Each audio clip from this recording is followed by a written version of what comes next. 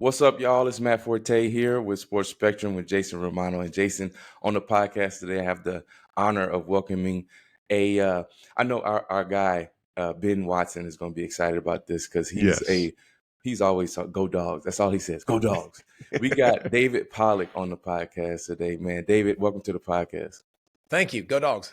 I got to honor Ben, right? Got to take care of Ben. That's right. Ben is our current and new editor-in-chief with Sports Spectrum. So he's going to be excited about this. And he probably is going to push this out, everywhere just because of the whole Georgia Bulldog thing. But, that's neither here or there. I'm a Tulane guy, which doesn't really matter. People don't talk about Tulane like that, like SEC stuff. But David, I'm so happy to have you on this podcast, man. You have a unique testimony, and I watched you when you were at Georgia, as well as the guys like Ben as well. And I wanted to ask you, I guess, first starting off, I wanted to talk about, you as a young player, growing up being in the SEC, being, with all the sacks, being a first round draft pick, and like all that work that goes into being a first round draft pick, or even just making the NFL. And just start off, I guess, with how that moment was, and then following up with that, it being taken away that quickly, and how Jesus comes into that picture. Well, I think you, Matt, I'm sure you did too, right? Like we all had those dreams, right? Like we played in the backyard and we said, we want to go get drafted. And I'll never forget, I went to Georgia, and speaking of Ben, I got there with Ben and all those guys, and they didn't like me that much. I would say they didn't like me very much at all, because I was very much no nonsense. And like, there was a big difference between me being liked and respected. And I didn't care about the like part. I only wanted to be respected. I wanted to earn everything. I wanted to go out and be great. I wanted to go play in the NFL. I told everybody in college, I'm like, I'll be here for 3 years and I'm going to the NFL. Like, that's my goal. That's my dream. And so it was fun. It was fun to chase it. It was fun to work hard. It didn't come without adversity. I mean, people don't realize that. Like, I came in as a fullback, Matt. I switched to defensive tackle when everyone got hurt in fall camp. Everyone went to the NFL. We had 4 guys drafted in the NFL after my freshman year. 4 defensive ends. 4 guys, 4 defensive ends got drafted. And so for spring ball, the qualifications for being a defensive end required breathing, having a pulse. Like, they literally moved me from defensive tackle to defensive end. So my 3rd spot in less than, 9 months on campus. And so, it had some ups and downs, and it had some twists and turns that I might not have been expecting. I never thought I was going to get drafted as a defensive end. That wasn't my goal or my dream. But it was just cool. It was cool to get at Georgia with a coach like Mark Richt, and to kind of settle in and find myself. And it didn't come without challenges, and it didn't come without failure. Like, I was a believer when I got to college, and I was chasing Jesus, but Coach Richt showed me what it looked like as a man to do it. And that was a different thing. I grew up with the best daddy in the world, but my dad wasn't following Jesus. My dad is now, and he's in church with me every Sunday. And so is my mama, but we didn't go to church. We never stepped foot in church as a family ever. It just wasn't something that we did. So having an example like Mark Richt that showed me what a man looked like, and showed me what it looked like to follow Jesus, and also showed me that, like, how to prioritize the importance of the things in your lives. Like, that was a big deal for me. And then going and getting drafted, Matt, I had a hat for every team in the clock, Jason, and I put it on for the first pick. They didn't take me. I threw it down the steps. It was the 49ers, took Alex Smith. Second pick, didn't take me, threw it down the steps. Got to the Texans at like 8. They traded out. I threw the hat down the step. They traded back up at like 12. They didn't take me. I put it back on my hat back on just to throw it back down the steps. But legit, the only time I put a hat on, it was the Bengals hat, and I go to my phone. I said, "Please don't ring," was the Cincinnati Bengals.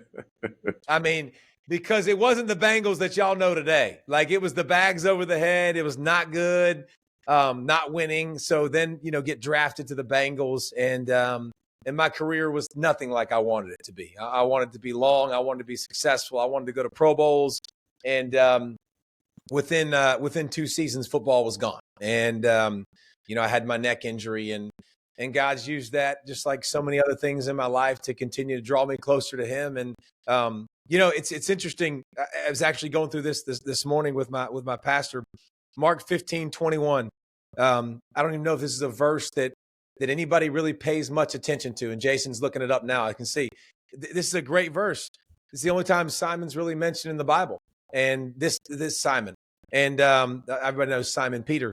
But basically, Mark, you want to read it? Or Jason, you want to read it? Yeah, I would love to read it. Let me pull it up here real quick. Mark 15:21. Then they compelled a certain man, Simon, a Cyrenian, the father of Alexander and Rufus, as he was coming out of the country and passing by, to bear his cross. To bear his cross, to pick up the cross and to carry the cross. And I think there's times in our lives for all of us where we are forced to carry a cross. We don't want to. We don't want any part of it. And it's not something that we love. It's not something that we're excited about. And so I think for me, I was forced to carry a cross and to wear a halo and to be in a neck brace and to have some time that I didn't really want. And football was gone like that. But man, it's just like anything else. You get through that and you start to see the fruit that comes out of it. And I'm a better dad because of it. Like I'm able to walk with my baby doll right now through something that we're walking through that's really, really tough and really hard and not any fun. It stinks.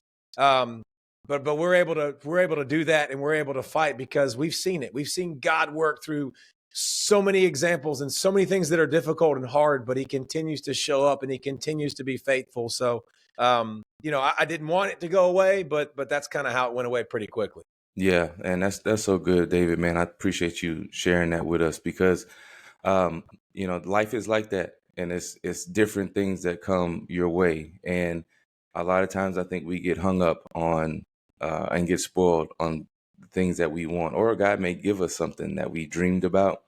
And it's just like, just in the Bible, basically, Abraham being on the mountaintop and that gift that they prayed for and the child that they wanted. And he's like, well, give it back to me to see if you'll do that. So I think those things happen in life too, where, football was a gift or is a gift.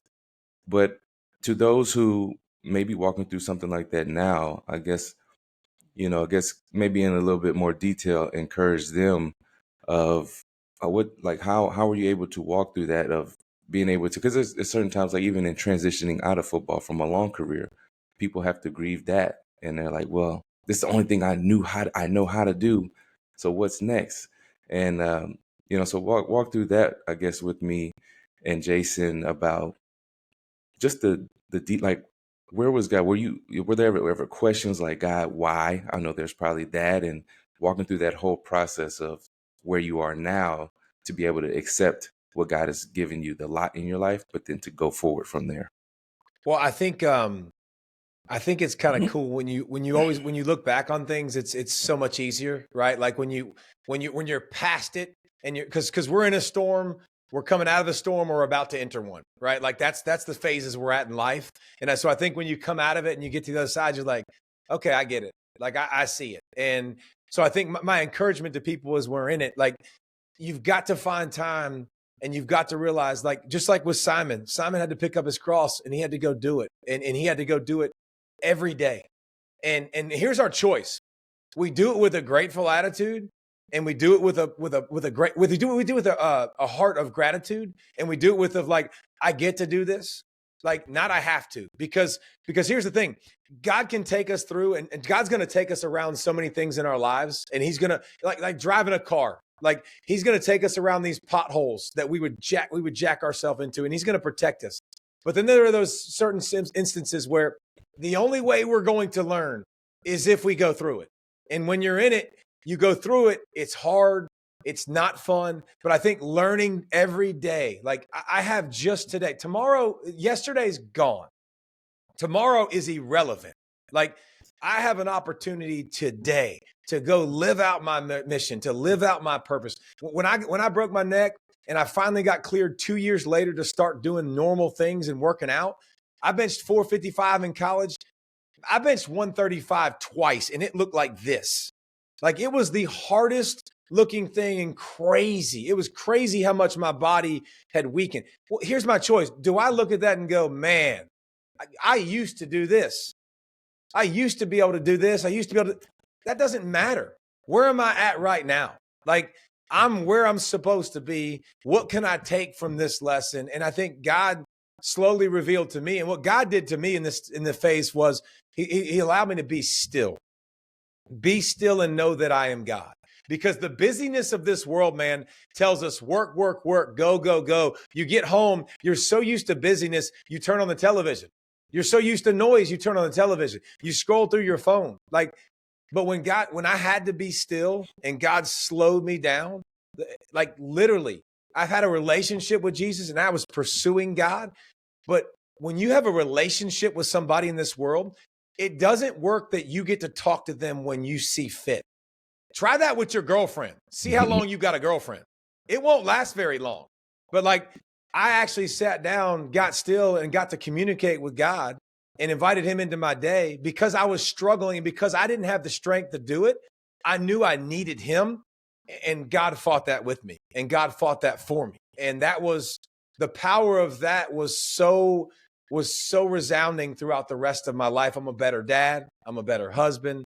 I'm better at every part of my life because I got to walk through that. So when you're fighting that storm and you're going through it and it's hard, man, you realize like you are going to get through it and it's going to be difficult. But God's got something in here, man, that he wants to teach you, that this is the only way he could show you what that looks like. Yeah, I appreciate that, man. And there's the hills and the valleys, right? There's always the mountaintop experiences. There's a lot of valleys, and we can get caught up and stuck in both of those. But when it comes to, I've heard Tony Evans talk about this. As you said, you either in a trial, coming out of one, or going into one. But then also there's always your destiny. But then there's the deliverance part where we want to just be delivered, but there's development in between that. And just talk about the development process that it is, because people will look at you, they hear your story, and they just think it's overnight that this whole thing happened. And you said, you went from benching almost 500 pounds to having to get back to the basics, and 2 years of a process to even get back to exercising and be able to do normal things. Talk about the full spectrum of that, because that weighs on you mentally, emotionally, spiritually heavy as well. And then also the physical part. So when it comes to the development process and something like that, and the trials and tribulations that come with life,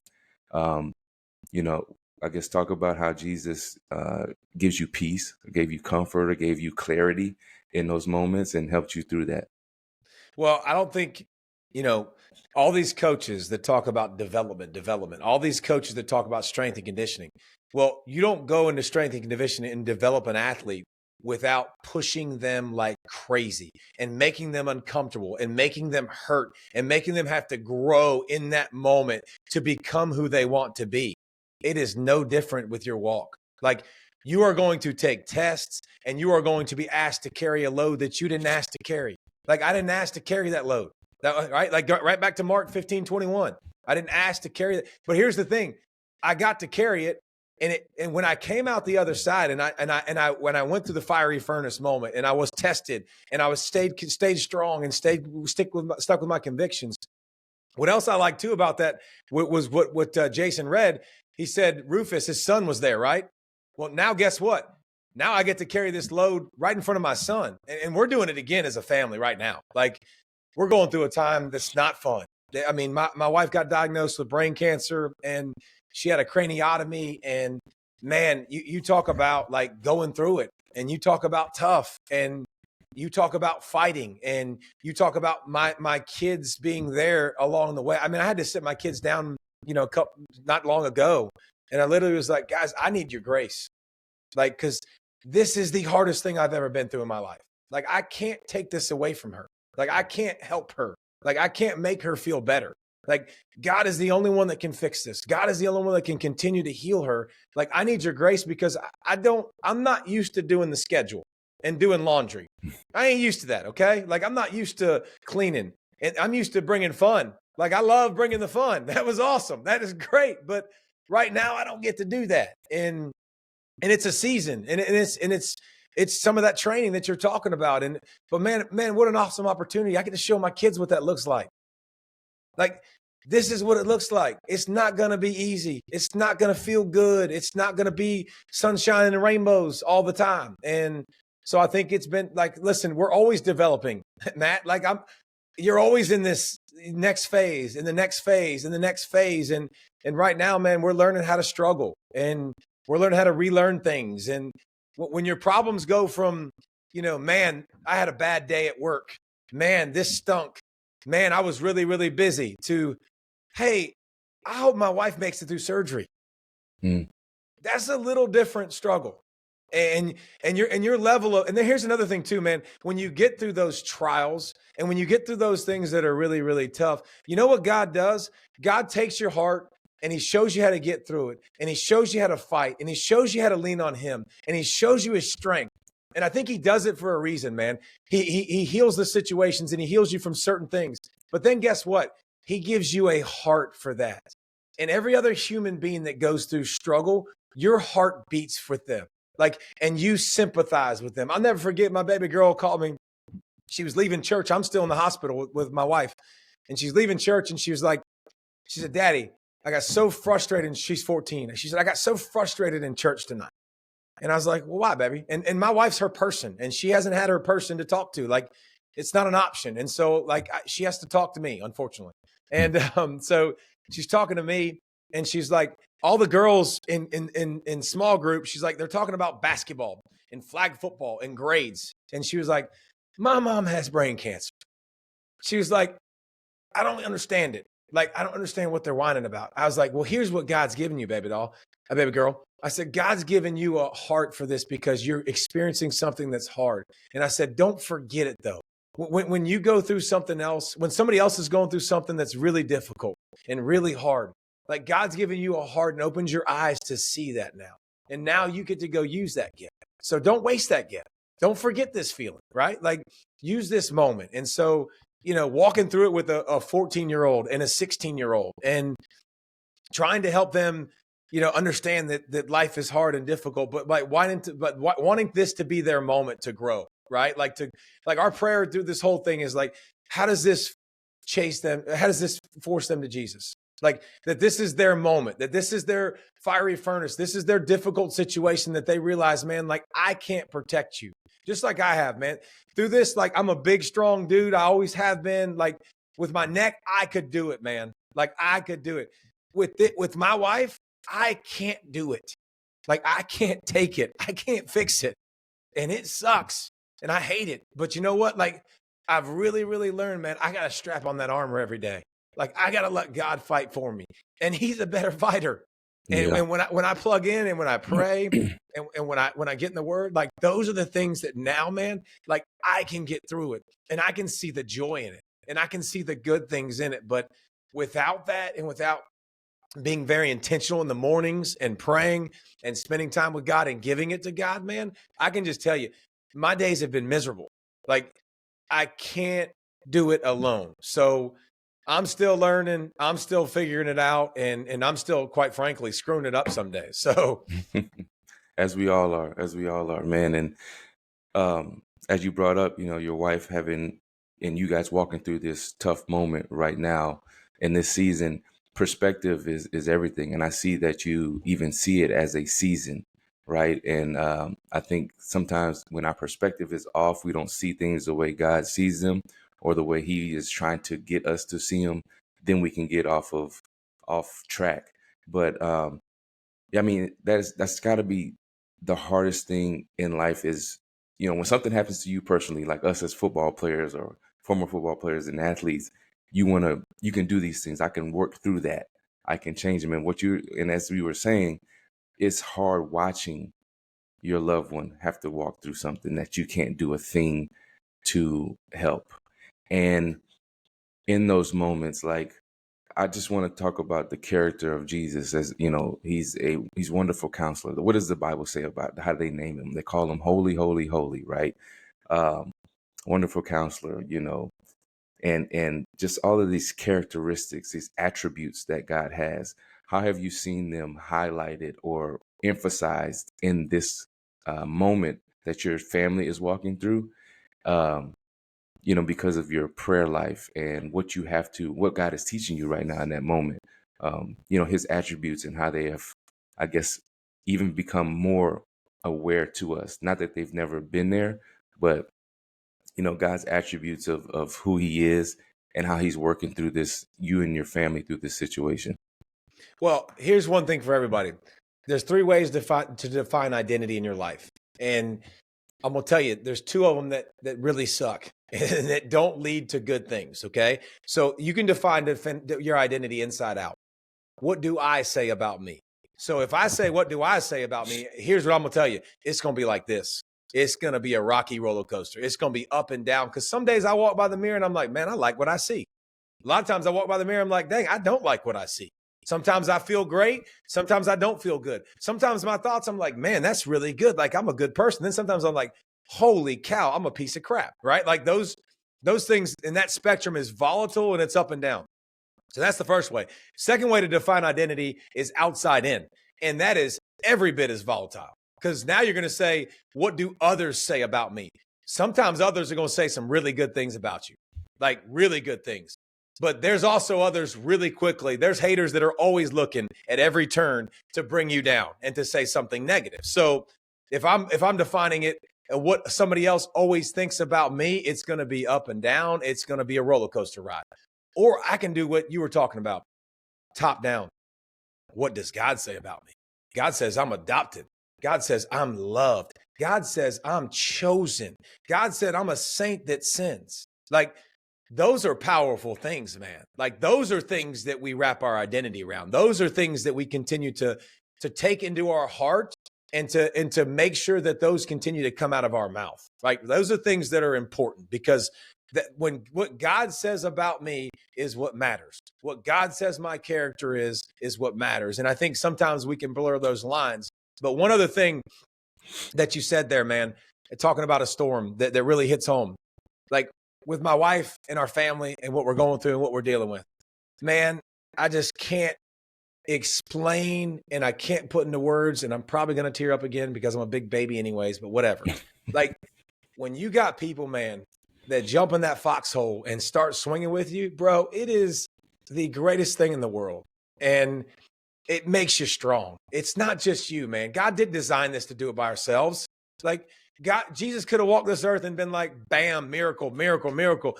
Jesus took 12 folks with him all over the place and poured into them and loved on them and showed them what it looked like. And I think we're designed to do this together. And we had an army of people, man, with prayers that we feel consistently. I mean, we feel them, man. Like, the peace that we've gotten through our situation has been unbelievable. And when you're talking about like things that need to get done, and like people jumping in and meals and laundry and whatever it takes, man. And so, like, again, now you're building that heart for other people are jumping in with you, helping you stay strong. And we got to help others stay strong and stay grounded. And accountability in your walk is so huge, man. Like, it is, whether you're on the mountaintop and you're the one pouring into someone or not, like, you need accountability, because we are all fallible. We're all going to mess up. We all think too much of ourselves at times, but having those people that can speak into your life and to speak truth, that can bring peace, that can really have perspective, an eternal perspective, not the perspective of this life and this world and fame and all of that stuff, but like the things that really, really matter. Like, we need that accountability. We need that help, because it helps us become the best version of us. Amen. Amen. I know Jason has some stuff for you as well, but I wanted to ask you this before I let Jason jump in. I've been reading through the Old Testament in 1 Samuel, and it's ironic, not ironic, but it's like your name is David, and I'm reading about Saul and like the differences between David and Saul. And King Saul was all about himself. And I love how the priest Samuel told him, he's like, as he's justifying himself, that obedience is better than sacrifice.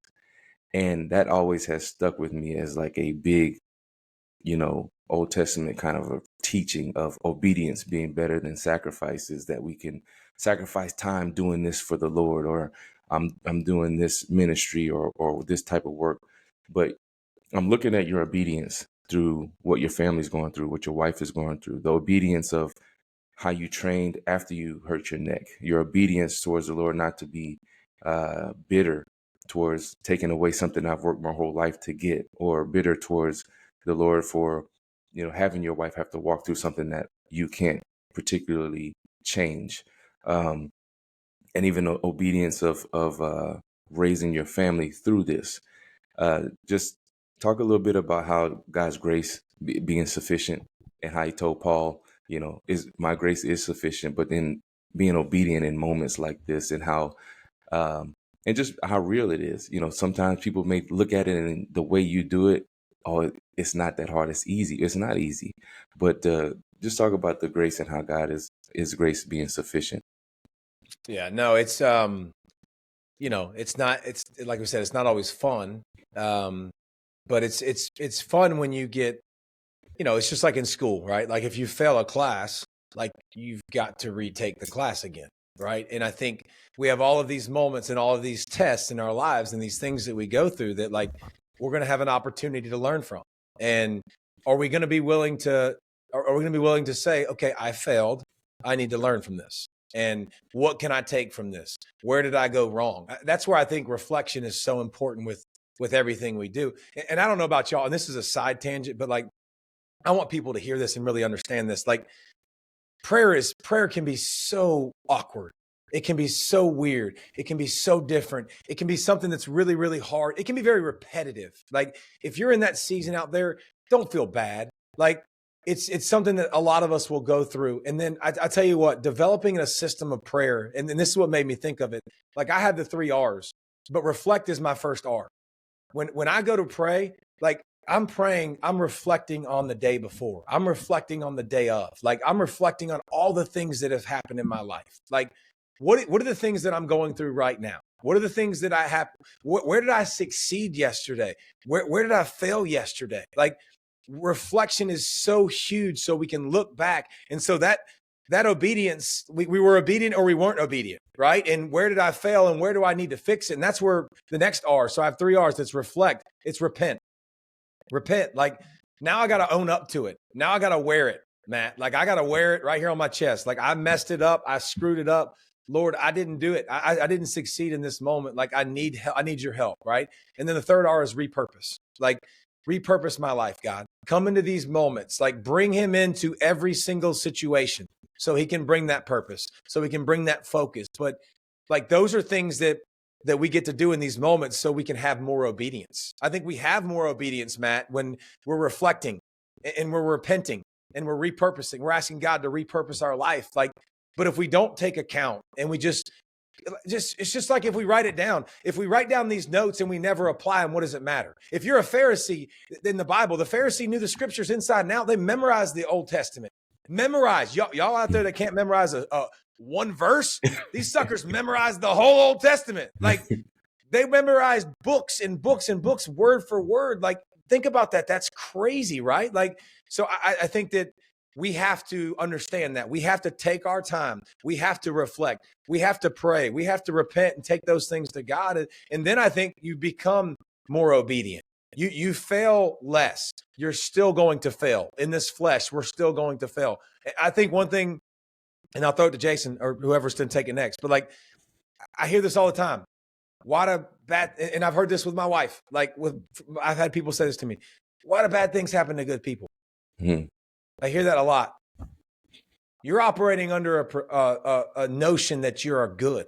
Mm-hmm. We are not good. We are not good people. Lindsay and David Pollock are not good people. We don't deserve anything.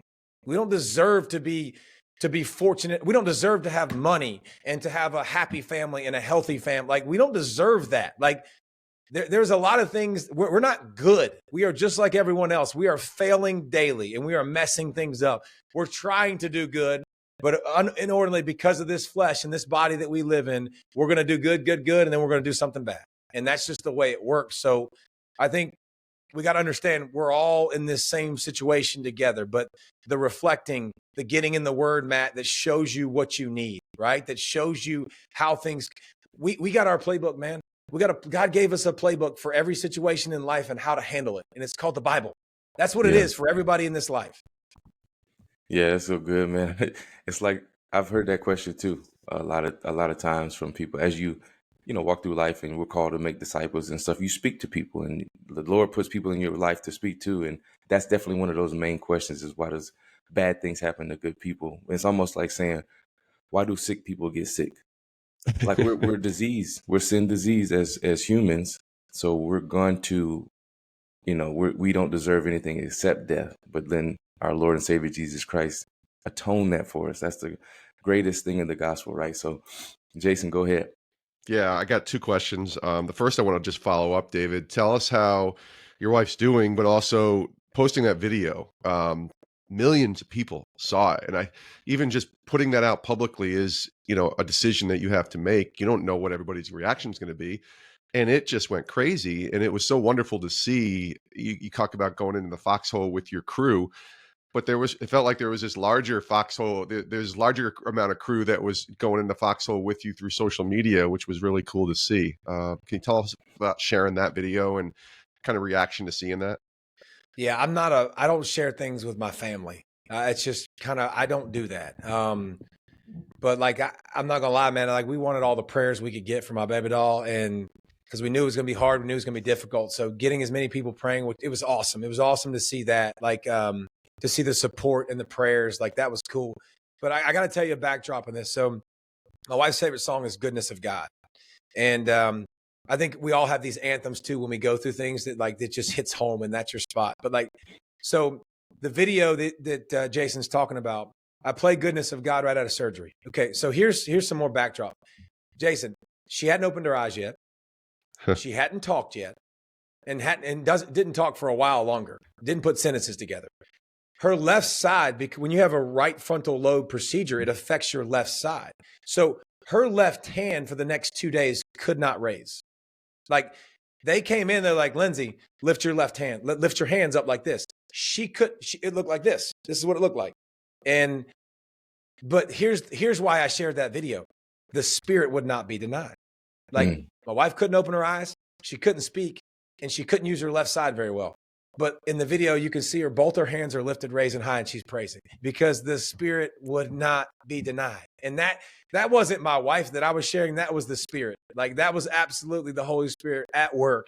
And I got chills and I was crying, and it was just so awesome, man. I had to post it. I had to share, even though I'm pretty private with my family and with what I share, because that was just a cool moment, man. And anybody that watches it that I've heard from is just like, I got chills or I got tears. And that was fun to hear. Yeah. It encourages all of us, I think, who are going to walk through storms to just say, hey, you know what? God can still be praised even in one of the lowest moments or hardest moments that you can walk through. I'm going to pivot a little bit hard to the right and ask you about football because you got this podcast, See Ball, Get Ball. That was part of getting you on the show today. And I want you to talk about that, but then just ask you to kind of share, and Matt, maybe you can go back and forth with him because you guys both played, like just the state of college football, because it feels like we're in this place of the wild, wild west with NIL and transfer protocols and people holding out or deciding I'm not going to play because you won't give me a raise for the money I'm making. It's just crazy where we're at. And I'm just curious from a guy who's done this for so many years, where you're standing on this right now. No, it's different, man. And listen, just like you guys starting Sports Spectrum, that's why I did See Ball, Get Ball, because I'm not going to curse. I'm not going to talk about gambling. I mean, it's an avenue to talk about football. Like that's all you're going to get. You're not going to get all the stuff that goes with it.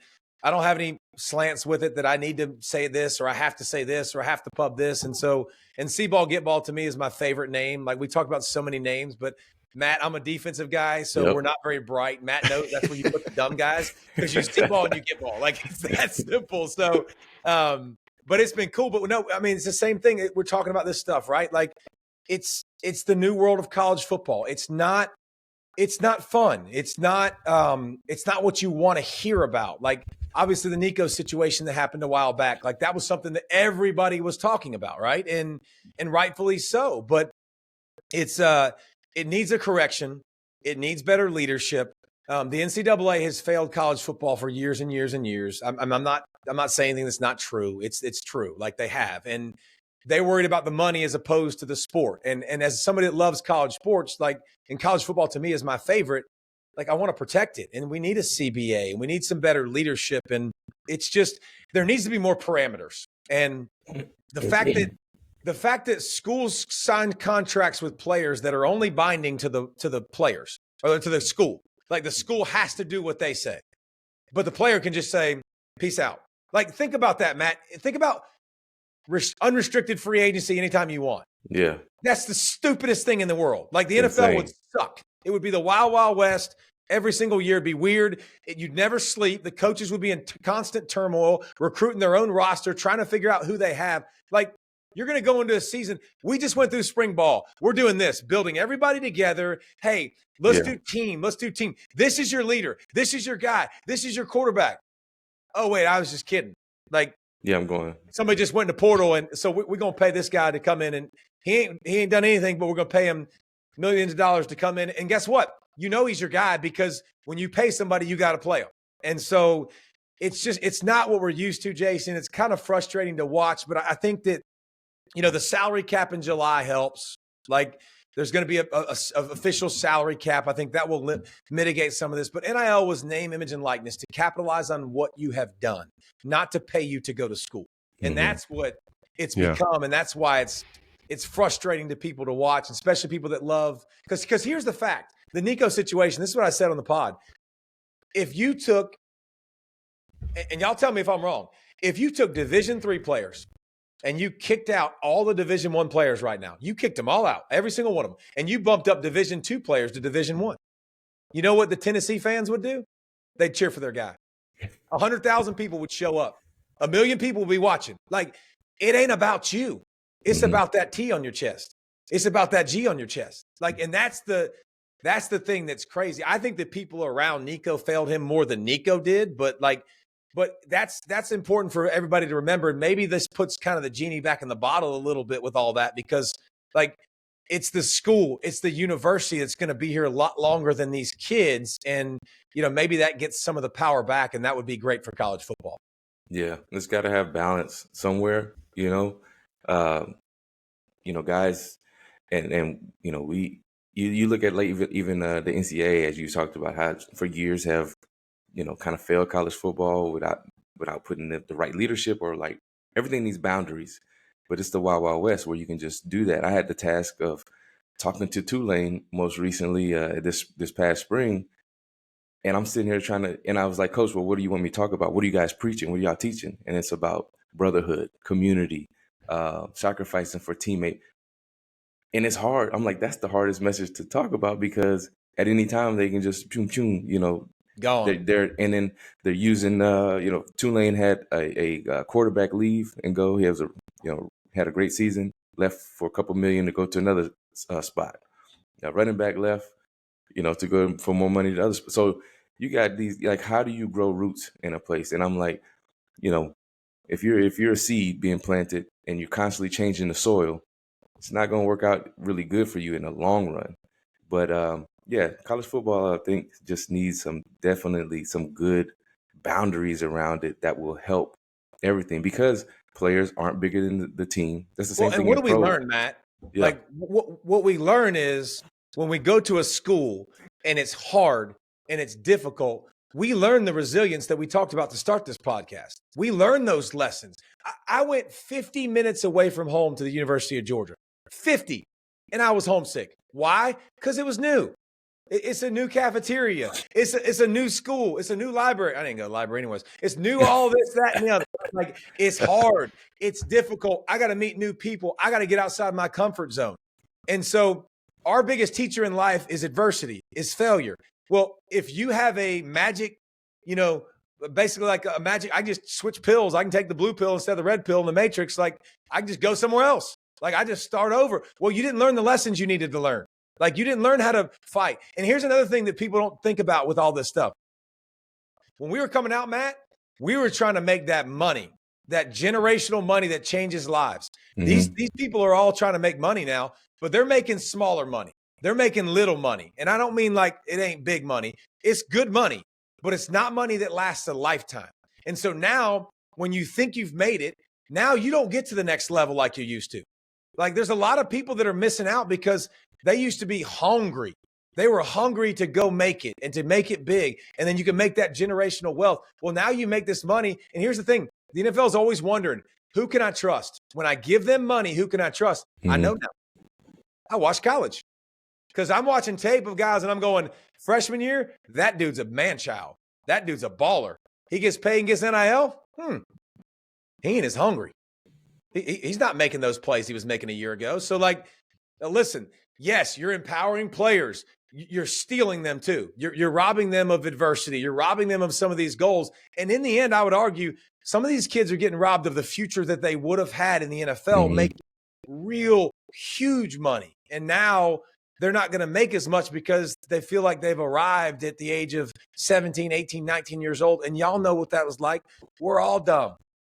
We're just dumb at that age. We're not the frontal lobe ain't developed. Okay. I got a 16-year-old. Okay. It ain't there, bro. Like it's just not. The things he says, I'm like, oh my gosh, like how are you that dumb? And they're going through it now, but now they're going through it not like we did, Matt. They're going through it with millions of dollars and fast cars and things. And I think it makes it harder. Yeah, that's definitely true, man. Comfortability brings out character. And that's one of the things that is kind of breeding. And then, like as you said, it's almost like get out of adversity free card, where if I don't like it here, or it kind of breeds the notion to kind of continue to make excuses for yourself. The coach doesn't like me, so I'm gonna go to this school, or I'm not getting playing time, or the NIL that I think I should be getting. So but you're storing, as the Bible says, you're storing up wrath for yourself. I think when you do that, right? And it doesn't breed that long tenured kind of struggle where you come out on the other side as better off as a person. And we're wired that way. God made us wired to be in community, as you said, even with prayer, spiritually and all that. But also when it comes to team wise, you got to have a close. I've been in, when I played with the Bears and the Jets, lost a lot more games than we won. But every other year it was turnover. 8 years, 5 different offensive coordinators, 3 different head coaches, 3 different GMs, all that turnover constantly. And college has more turnover than that. Yeah. You have no continuity in the team. You can't build anything. Yeah. Well, David, it's been a pleasure talking with you, man. Thank you for your time with Sports Spectrum. And we're prayer warriors over here at PAO and Sports Spectrum, and we're going to be in the trenches in the foxhole with you as well. Love to your family, man, and thank you for your time on Sports Spectrum. Appreciate y'all very much. Thank you.